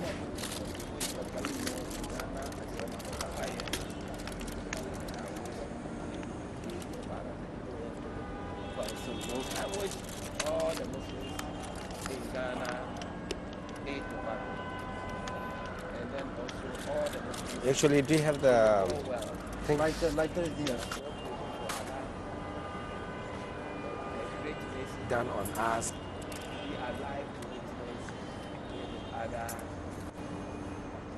1,137 years after Hijrah or 2016. At the same time, I want to use this opportunity to congratulate my fellow Ghanaians who also came to perform Hajj. It's almost done. Today, the second story of Satan, that is symbolic one, is done today. It is still ongoing. Inshallah, tomorrow, the third day of stoning will also be done. And that will signify the end of the Hajj. That's too much. That's too much. It's not gonna. It's gonna warm up. Strength in the ability to continue the many 2 days rituals and end their Hajj activities successfully. That is too much. Oh, it's This one is not gonna warm up. I'm telling you. It's not gonna warm up. It will take days to warm this up. It's too much. No, it's already clean. This one only, this one base is there. The Huh? base is there. Where? You see, the base is there. This one only is the Okay, no, okay. but not this. Okay, fine. Allah will make it possible for all of them to get back home Ghana safely, so that they will celebrate their family. And this is not starting. This goes to all the Muslims who came from all the countries of the world. One family, united family. We are all here as one united family. You don't see the African, you don't see the Asians, you don't see the Europeans. There are no division. That is one unity of Islam. So I keep on saying that Islam, the beauty of Islam always manifests itself in And every tonight I will stink like barbecue. At Mina, you see the crowd there, and we are all the same accord. La ilaha illallah. Arafah, the same. Muzdalifah, the same. And we all move as one team towards the Jamrat, the same. We all do the same thing. Symbolically, saying shame to Satan. It should be now warm up. Praising Allah by saying Bismillah Allah. Take this one. No problem. Then we throw the stones. The stones were thrown yesterday without any division. There is no time for the Africans to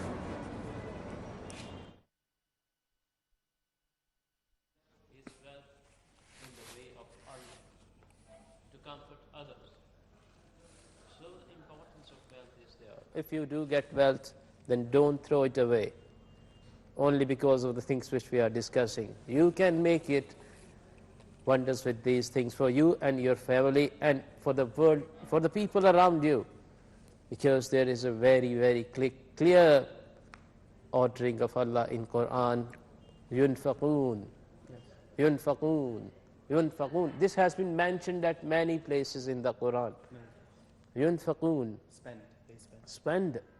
Be helpful to others. Be considerate of others. وأنفقوا في سبيل الله ولا تلقوا بأيديكم إلى التهلكة. Spend in the cause of Allah subhanahu wa ta'ala, but don't throw yourselves into destruction. Obviously, the sabab of nuzul for that ayah was that many people were giving. Sabab nuzul, what does it mean to let people understand? Sorry. The story behind why that verse or how that verse was revealed. Why? What was going on at that time? Can you share it with us?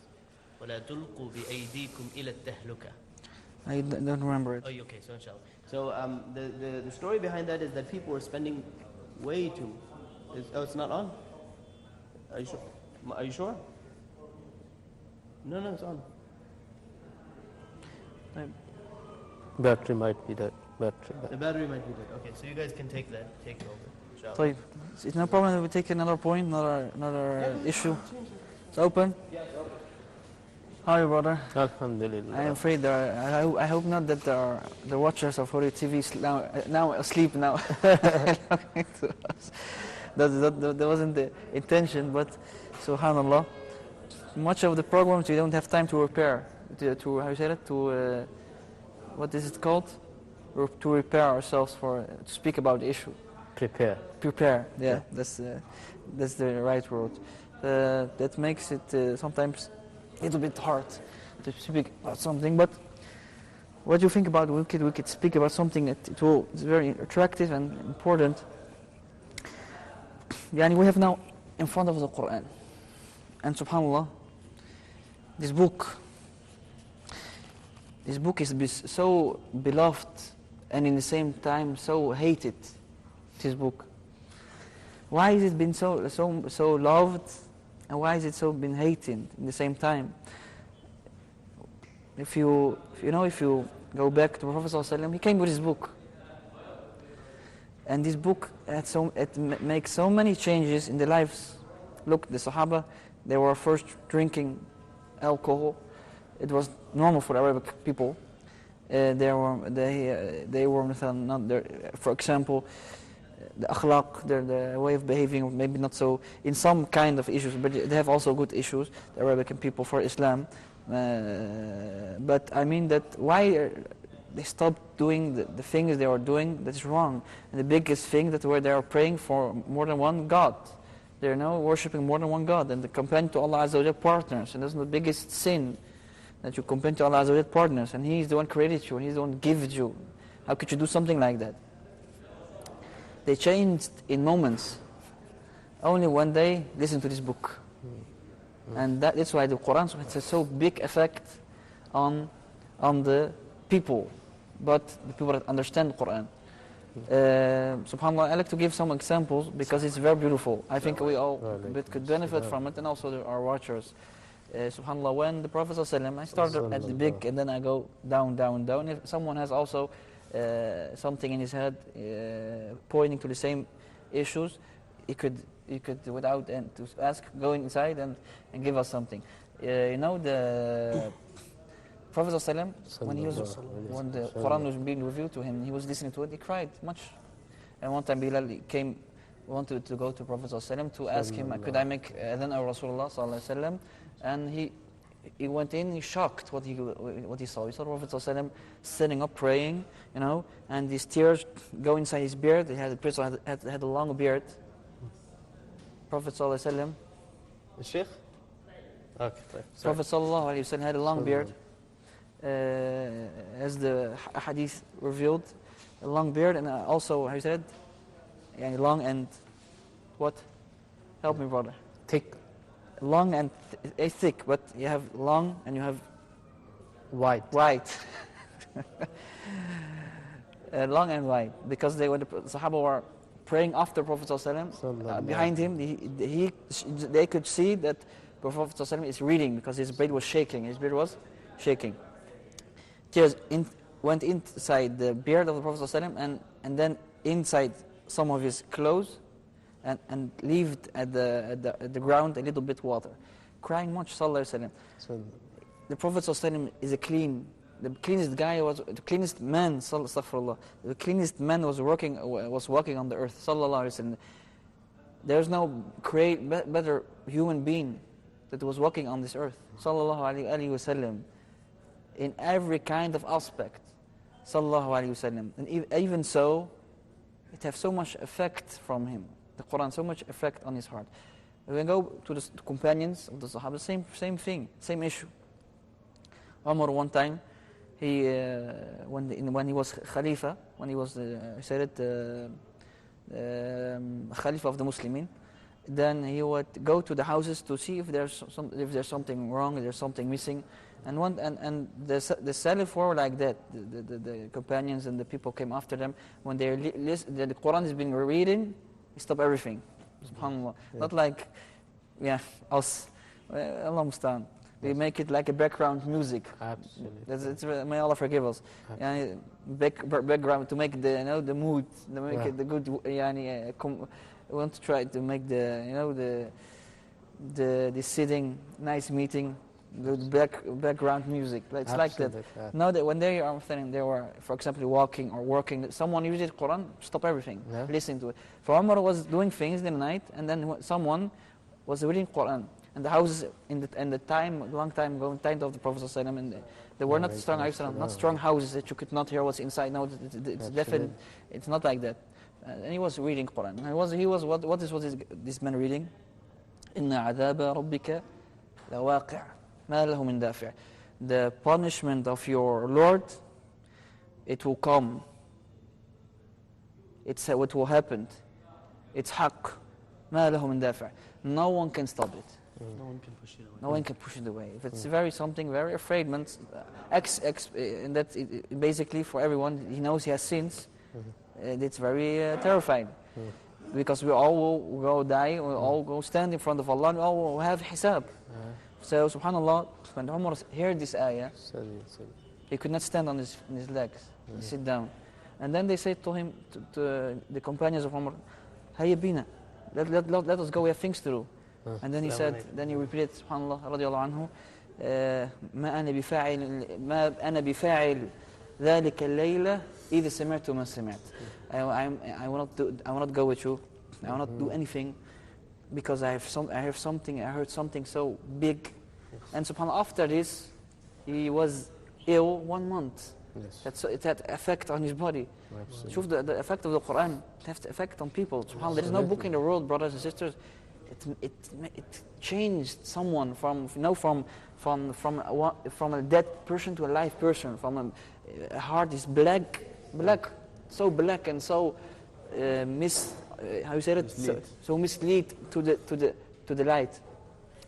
That's why this book is so beloved by the believers and so hated by the enemies. That's why they try, in America, they have, maybe you could tell more about it, they try to push a new verse in the Quran for Surah what was it? Surah, I heard it, it's a long time ago. Maybe they tried to play with the Quran, but they would not succeed. And it's an old story. All the time in the time of after the Prophet died, 200 years, also tried to do things. But the Quran is in the hearts of the people. Yes. So what I want to say is the Quran in the hearts of the people. Sorry, if I could read the ayah. بل هو آيات بينات في صدور الذين أوتوا العلم بل هي آيات بينات في صدور الذين أوتوا العلم. Meaning, what's very interesting about the Quran, I don't know of any other book. There is no other book actually. In the world and throughout history that was ever memorized from the front to the back, letter to letter. Not one, by millions. Not by one, millions. but by millions and millions throughout history. If we just look at our current age, how many hufaz do we have today? Very much. Too many. We can't really count them. And there's no real registry for them. SubhanAllah. But if we count them, we have a problem. It's too much. Exactly. And imagine, imagine how many there were in order to have had Quran reached us. SubhanAllah. In order to have an oral tradition reach you without any mistakes, the same way Rasulullah sallallahu alaihi wasallam read it from his lips, there had to have been thousands, millions, if not billions of love. And that's a very beautiful thing that the Quran has a silsila. You said it in English? A chain. A chain. Chain of narration. Also the hadith of the Prophet ﷺ, the words of the Prophet ﷺ also have a chain. And when you're speaking about the Bible, a chain is being cut off. Many times. Cut off, and after 200 years, we find someone. Then 200 years, we don't know who is writing it, who's commented on it. Who's commented also. This problem. But if you know, from Jesus, I give example, Jesus, and then one of company of Jesus, one of the friends of Jesus, his name is Lucas, for example. And another is after Lucas, there's another, is a friend of him is called Matthew. and then مثلا one is called That's a chain. A chain. If you have the chain, you're 100% sure it's not, no one could play with it. We have no, in the Bible the chain is There is no chain for the 150 years. We don't know where it goes. And when we were speaking about the effect of the Quran Effect, yes. and why this book so beloved and so hated at the same time. There's no book on the road so loved and so hate. People die for this book because it's truth, and people kill for it. Against it. So we were speaking about Umar. The Quran would so effect on him. He cried. Yes. And so on, and then it has effect on his body. It was 1 month. He was ill. If you go back after for Umar, Abu Bakr, same issue. All the Sahaba like this. All the Sahaba without any conception. Some of them, all of them are like this. If you go back to the Tabi'een, you see all much examination of this. Like مثلا Sulaiman al-Taymi when he was also, Fudayl ibn Iyad when he was praying also. His father was reading. He was praying after his father, behind his father, and his father was reading. Al-Hakum Takathur. We all know this surah. I was saying the English. And when we read it very quickly, chapter. Chapter. We read it very quickly without thinking. Well, we have a big problem. May Allah clear our hearts. It's a very big problem we have in this time. But look to those, the Sahaba and the Tabi'in, how they are and how the Quran have so big effect on them. Yes. And let us look to ourselves how the Quran. And that's the biggest thing, the important thing for us, I think, that after we have made for ourselves easy to establish the basic Islamic knowledge, that we not go into a knowledge like, that's my opinion, it takes much time, it isn't so important like the effect of the Quran in the heart. That's why subhanAllah, some people here for example, they want to learn good things, but it is not in the same level of understanding the Quran, because you could be what you could be, but and I'm speaking Islamic things, you could be muhaddith, you could be a faqih, but if you're not so close to the Quran, يعني faqih, how you say it in English? Faqih? Jurist. Abu Hanifa said, Malik said, Ahmed said, and it's proof, and it's good, it's positive. But when you have a connection with the Quran so much, it will be not without any doubt better. But without any doubt that the people, Abu Hanifa and Shafi'i and Malik and all those scholars, they had this. They had the connection. The people who quote them might not. People say fulan. The students of this time, yes, their big issue, what they know the fiqh, they know the seerah, but subhanAllah, to practicing the Quran in their lives, like every day he must read 2 chapters, 40 pages, 3 or 16 pages, 3 chapters, so that he will he will finish the Quran every week. The Salaf were like that, every week, every 5 days, every 3 days. Why? So that it have effects. Yes. Sins, there come sins on the heart. No, it's like it's how you say that. It's like you have a cleaning factory in your heart. Every 5 days, when I finish it, it's wide again. Wow. And then comes another sins, because we are human beings, we make sins. But because I'm a cleaning factory in my heart, I finish it every 5 days, 6 days. That's why they were like this. That's why they were so perfect. Absolutely. Yeah. So to quickly comment on the beautiful things you brought up. Number one, you could be a jurist, you could be a muhaddith, you could be all of these things, but you have to have what was called tadrijiyan, or steps as well. And the number one step is like algebra. For example, if you don't know algebra, going to calculus, starting calculus, is something very unheard of. You have steps. In 9th grade, you learn basic algebra, and then in 10th grade, you learn more. Then you learn pre-calculus. Then you learn calculus. The same way with ilm, there are people who jump right away onto fiqh, jump right away onto halal haram, and jump onto these. And what I mean by halal haram, I mean like differences of opinion, where some 5 scholars said this and 2 scholars said that. And then they fall. So this thing you're talking about, tadabbur of Quran, it's so important. Especially because the Sahaba, there's a hadith of Rasulullah sallallahu alayhi wa sallam, sorry, this is not a hadith of Rasulullah, it's mawquf, it's not marfu, athar.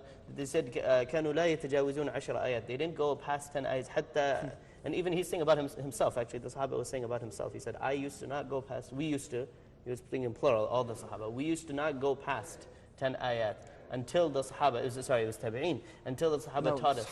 Yeah, but there's also a tabi'i who said that Ubay radiallahu anhu, and Okay. these didn't teach us until we were Same meaning. good. Okay. Same meaning. But in the end of the day, the point is they said they wouldn't go past 10 ayat. So Khatmat al-Quran, I'm totally with it.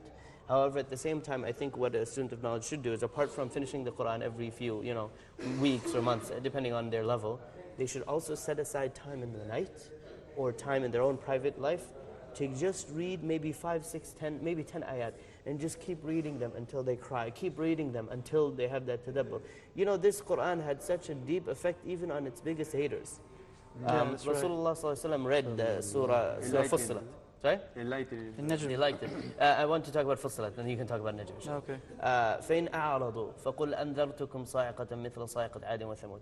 So what happened was one of the people of the Quraysh came to talk to Rasulullah sallallahu alaihi wasallam. And it's a long conversation what he wanted to do, but he basically had the intentions of doing something for his own benefit against Islam. He didn't have any support for Islam.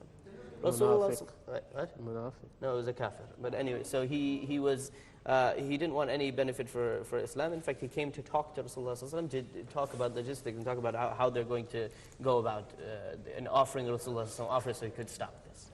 Rasulullah sallallahu alaihi wasallam said, hold on, let me recite to you some verses from the Quran. This man, they said, the Quraysh that had sent it, they said, he's going to come back and he's going to win, right? And so Rasulullah sallallahu alaihi wasallam started reading Surah Fussilat, Hamim Sajda, it's also known as Surah Hamim Sajda.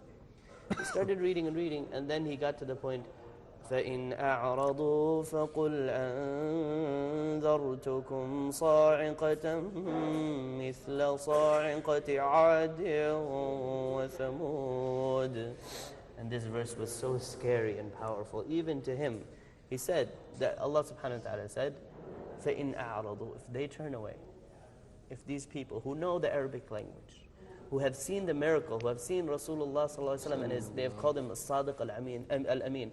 They've called him all of these beautiful titles before Islam because they loved him and they knew his great character. And they saw the miracle of the Quran and they saw the benefit that the Muslimin were bringing to the mujtama', to the community.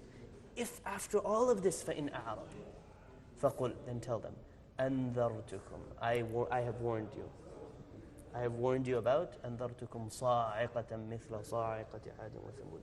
A great punishment, severe صاعقة, a punishment, مثل صاعقة عاد وثمود. The way Ad and Thamud, the previous Arabs, and these are two tribes, many of the nations that were destroyed, they were from obviously different ethnic nationalities.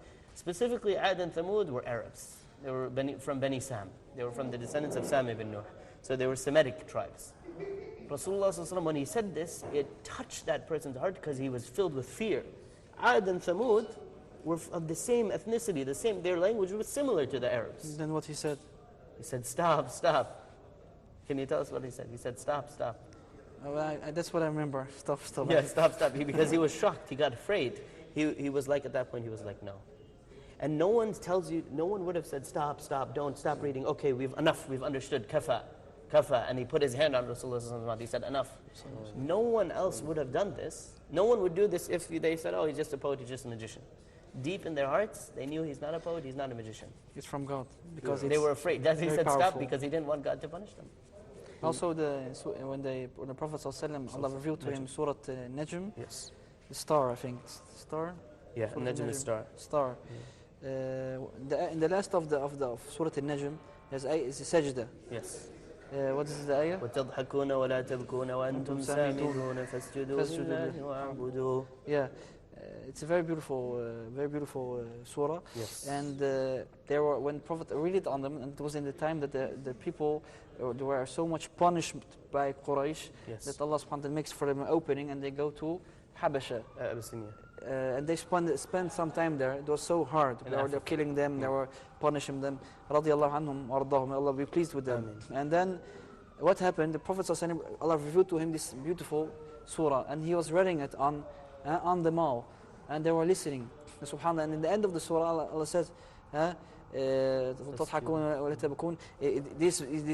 My words, it doesn't have the effect on you. You're laughing and not You're crying. laughing, not crying. وأنتم سامدون. You're stuck in pastimes, doing old hobbies and this and that. فاسجد لله وعبدوه. For why you must make a sujood for me, and pray and worship me only without down into prostration. and subhanallah, all the kuffar, they drop down. The most arrogant of Subhanallah. them, the most arrogant of them, SubhanAllah. he took dirt from the ground and just put it on his forehead symbolically. These were the enemies of Islam.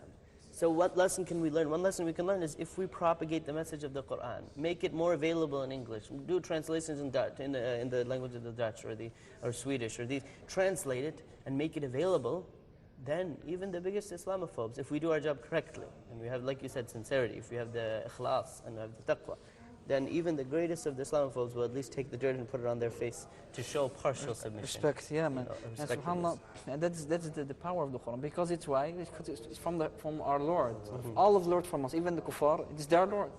And subhanAllah, we go after this a little bit back to the people after the Sahaba. Also, it was a big effect until now, but it's less because we're living in a time. Our knowledge of the Quran is very far away in this time. Having been a Christian for a long time and having hated Islam for so many years. I mean, in one knowledge, I mean, we could say the mother, she had 13 sons. Yes. The mother is Arabic. Oh, 13, you mean divisions. If you divide, yeah. Yeah, that's what I mean. And every division you could be a doctor in it. And Professor, yeah. And Nahu, you could be a professor in Sarf. it. Sarf, I said it in the English, grammatic. Grammar. And Sarf in English? Sarf would be like wazn.